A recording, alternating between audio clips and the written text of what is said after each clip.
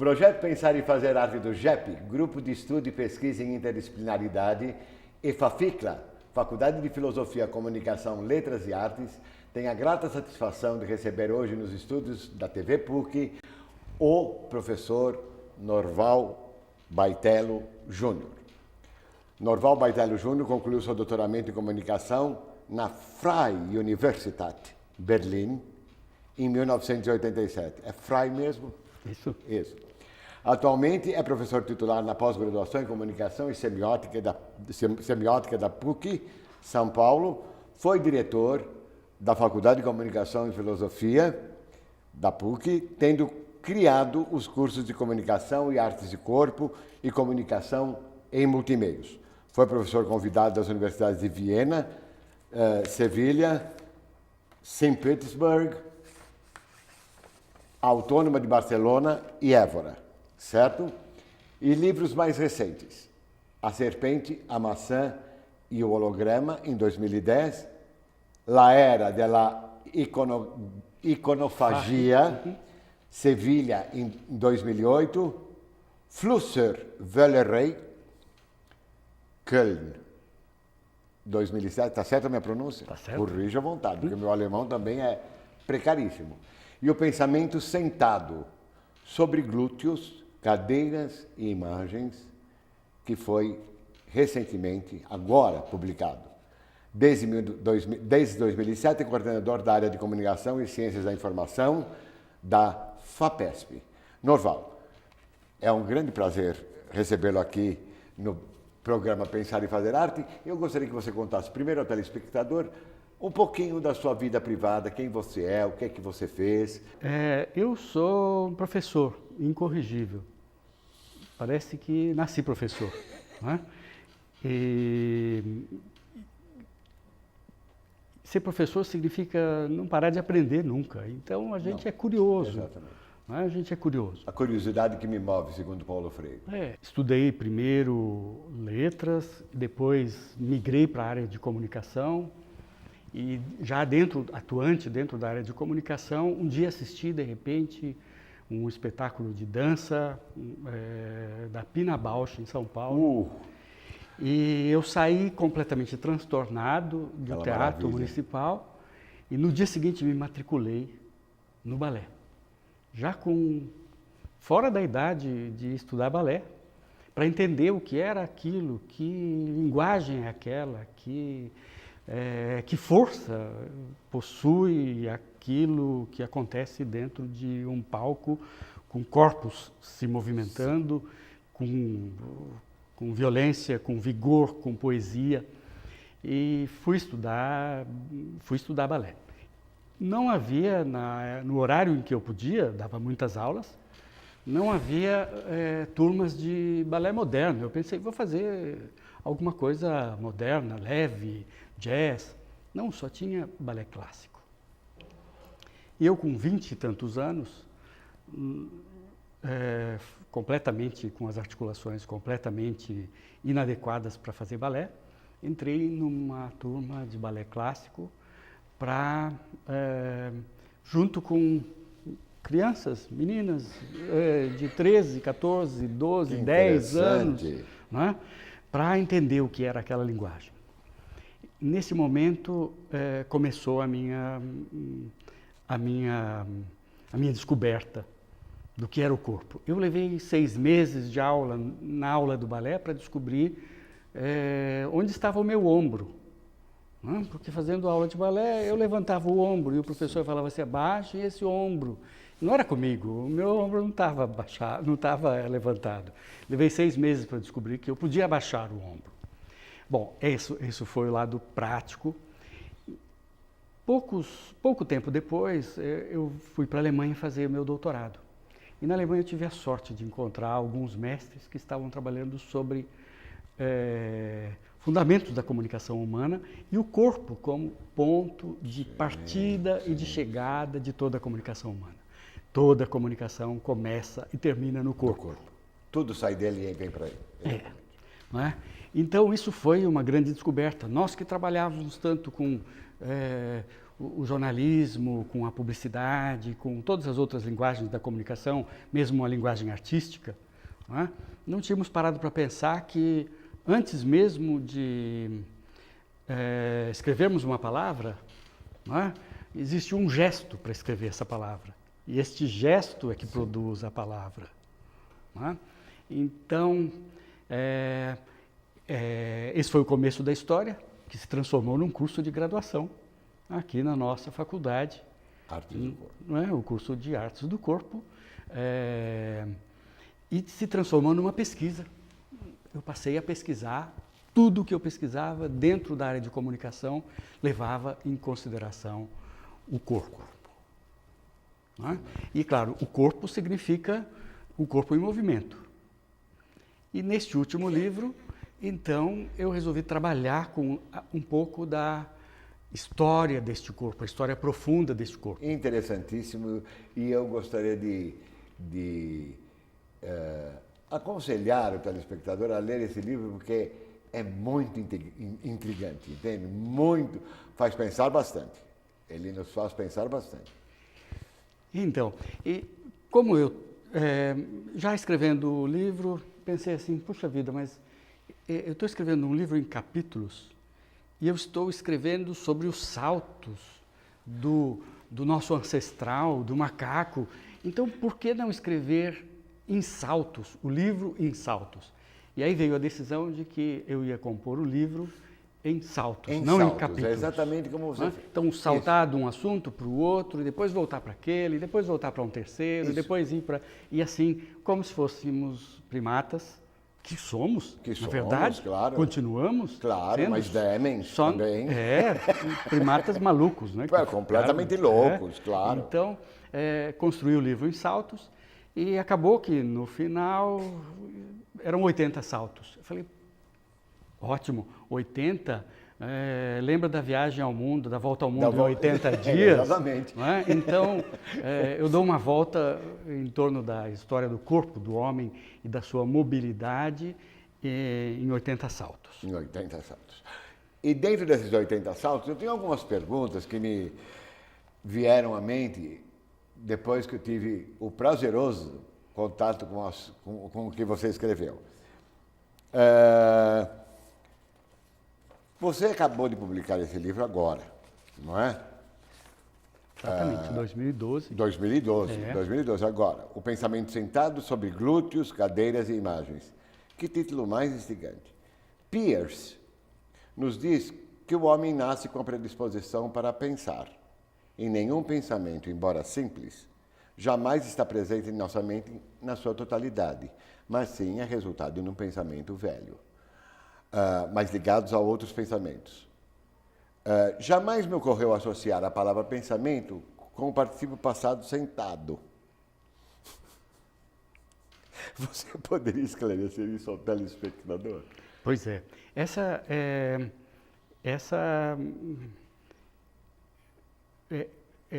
Esse é o ponto de partida de todos nós. Nós nunca pensamos um pensamento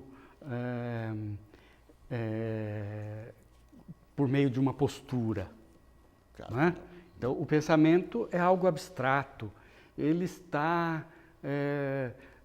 normalmente acima do pescoço, não é? Às vezes até acima do próprio nariz. Então, quando na criação do curso de Artes do Corpo, brincamos, a professora Dieli e eu, que dirigimos a faculdade, brincamos, vamos ter uma faculdade agora do pescoço para baixo também, porque até então era uma faculdade do pescoço para cima, que trabalhava só com ideias e com palavras e com imagens.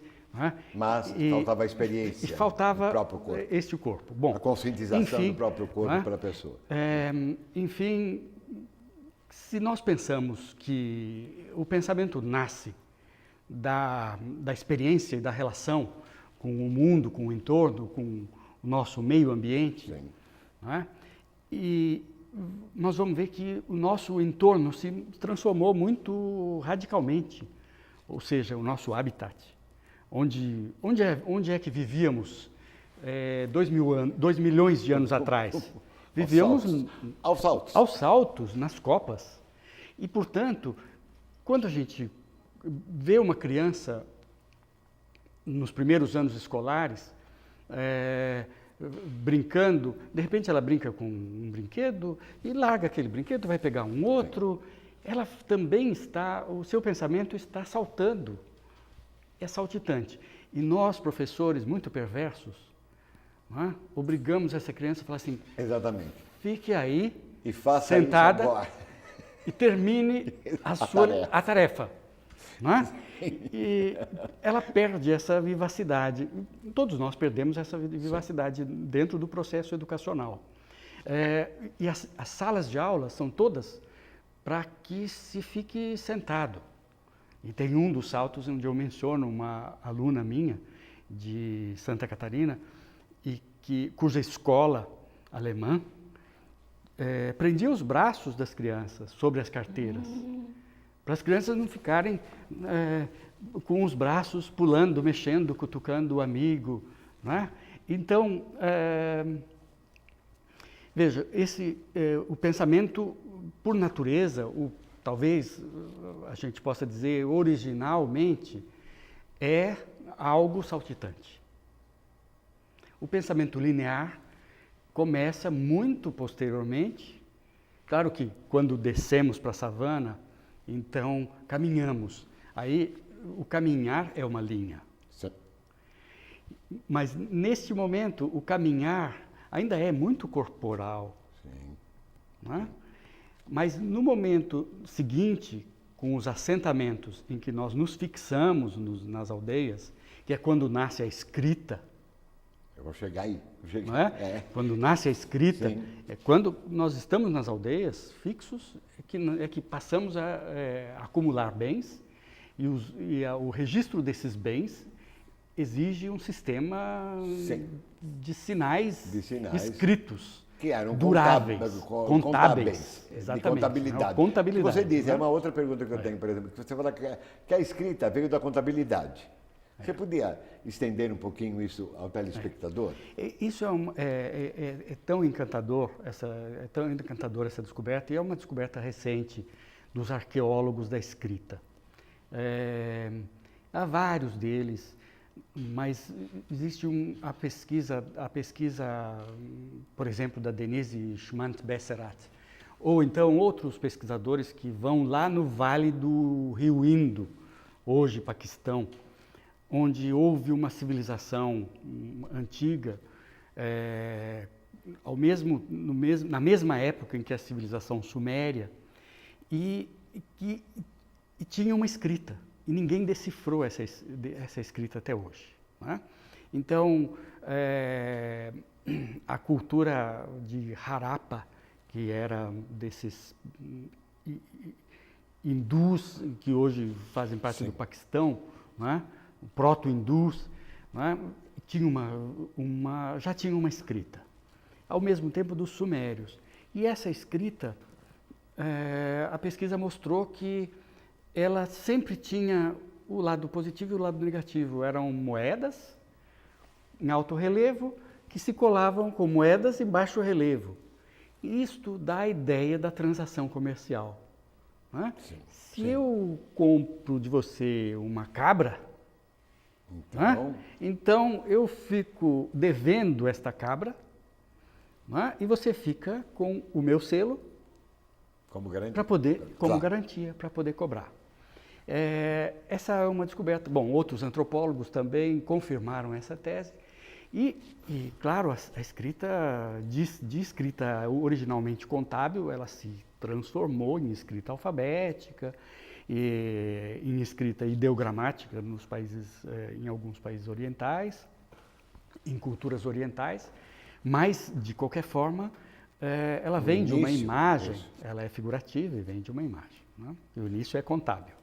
Glúteos podem ser associados à bunda, como você fala no livro, a músculos. Essas foram associações que eu fiz.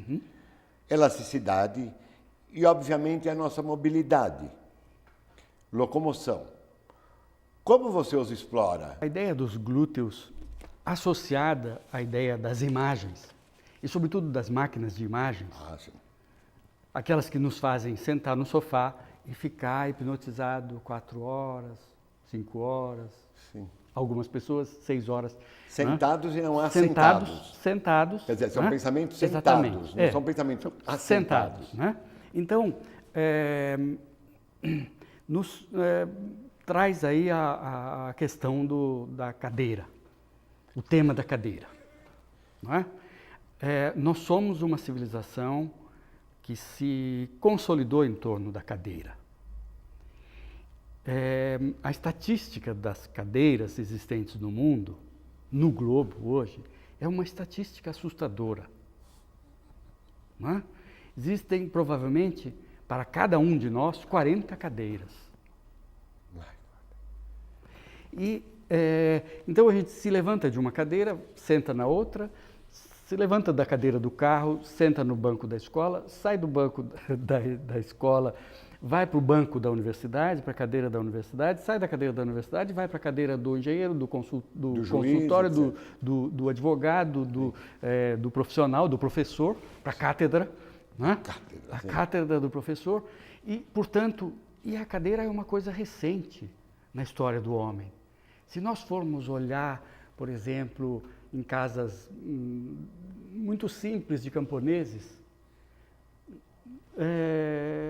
de chão batido, nós vamos ver que muitas das casas ainda não têm cadeiras. As pessoas se acocoram no chão. Né? Os nossos índios, por exemplo, eles não se sentam nunca. Não. Ou eles se deitam na rede, ou se acocoram. Né? E o banquinho dos índios é um banquinho ritual, é do pajé.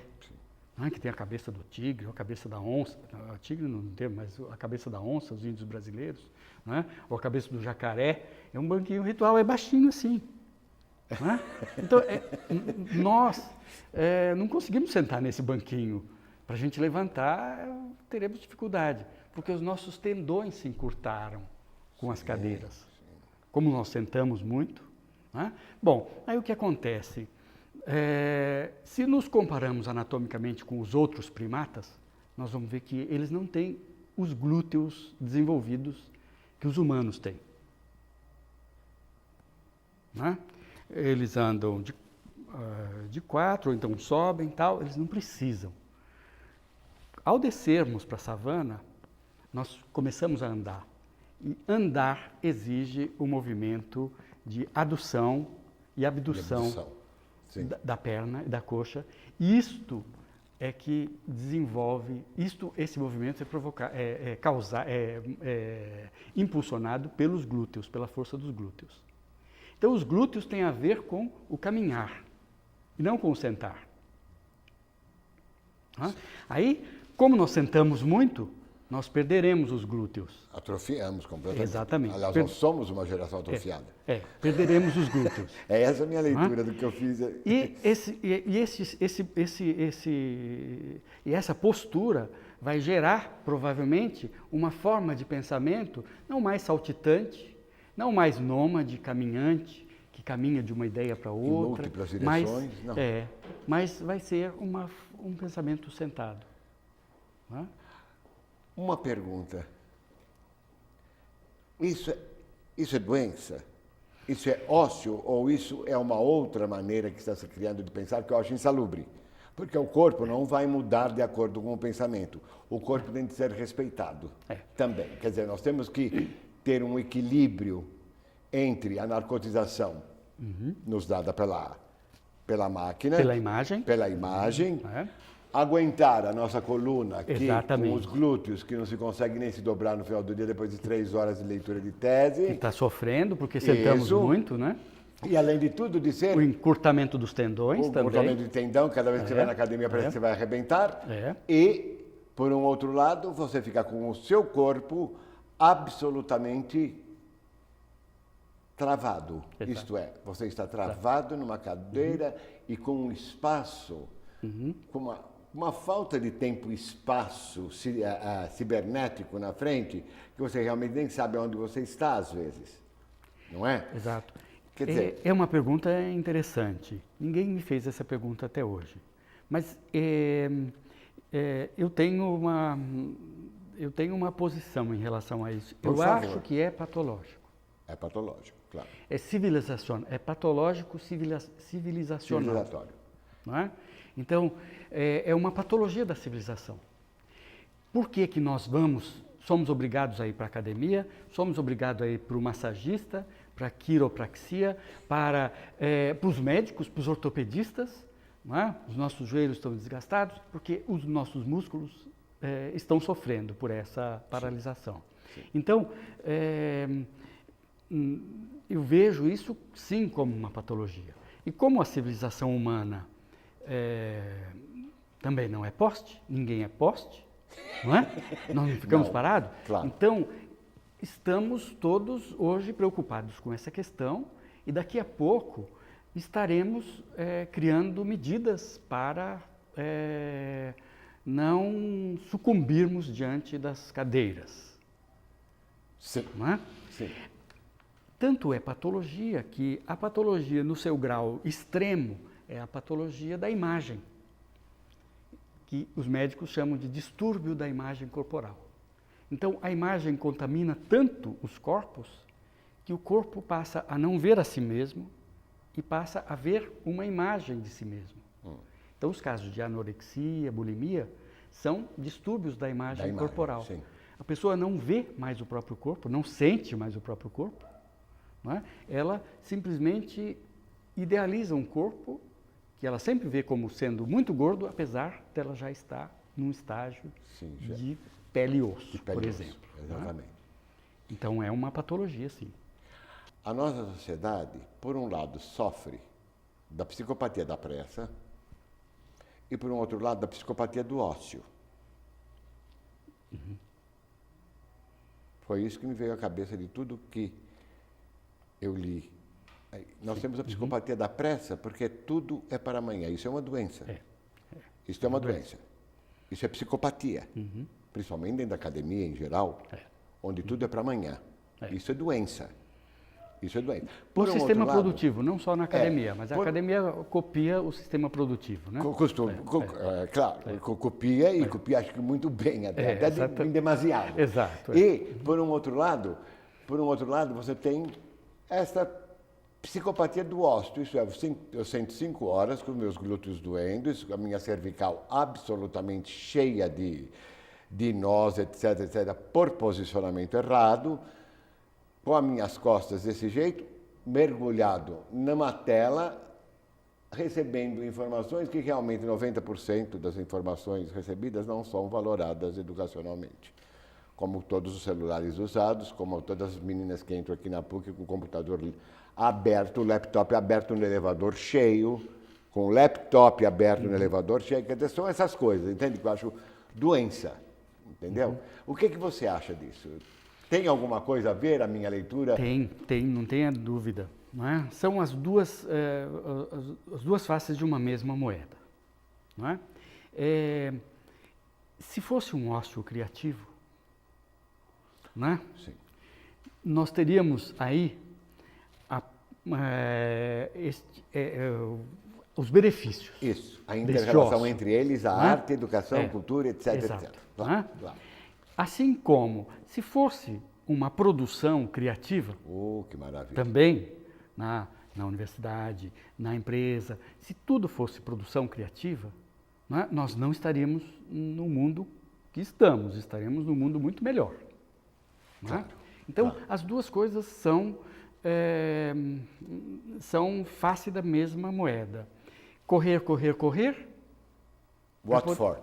Para quê? Para parar e ficar completamente parado. Isso. Não é? O correr é fugir do próprio corpo. Porque o corpo não foi feito Não foi feito para isso. para correr. Não. Ele foi feito para estar onde ele está. Se movimentando, dançando, dormindo, participando, esporte, correndo. interagindo, Claro, né? claro. Caminhando, Dançando. nadando. Tudo. Então, foi feito para isso. Ele não foi feito para correr. Né? Tanto que, quando a gente vê uma grande avenida das grandes cidades do mundo, e olha os transeuntes, Isso, aquilo. né? Ninguém está ali onde está. Todo mundo está pelo menos 100 metros à frente, 40 minutos à frente, 50 minutos à frente. Né? Então, o que aconteceu com o corpo? O corpo perdeu a sua sensação de presença. E perder a sensação de presença significa perder o presente. Isso, não é presentificado. Não. Né? Ou seja, ele se perdeu, ele pode se perder de si mesmo. E é por isso que precisamos reagir contra isso. E como? Só para encerrar, um segundinho. E como reagir contra isso? Voltar ao próprio corpo e caminhar, dançar, e pensar aos saltos de novo, né? Reaprender com as crianças. Nietzsche disse isso. Sim. Né? Sim. Zaratustra via Nietzsche. Né? Se não voltardes a ser como crianças, não entrareis no reino dos céus. Claro. Né? E a palavra glúteos do livro, ela é inspirada na palavra usada por Nietzsche, em alemão, Sitzfleisch. Sitzfleisch é carne do assento. Ora, carne do assento são os glúteos. Sim. Né? A gente se senta sobre os glúteos. E os filósofos traduziram isso por vida sedentária. Eu achei uma tradução muito rebuscada. Precisávamos de uma tradução muito mais palpável, mais corpórea. E por isso que eu coloquei glúteos, que afinal, né, são uma parte importante da nossa postura. Que leitura, hein? Que leitura maravilhosa. Que aula de semiótica. Que maravilha. Obrigado, muito Cláudio. bem, muito bem. Norval, infelizmente o nosso tempo acabou. Eu precisaria de uma outra entrevista com você, não é? Talvez nós façamos a segunda entrevista e eu gostaria de agradecer muitíssimo ao telespectador pela audiência. Muito obrigado.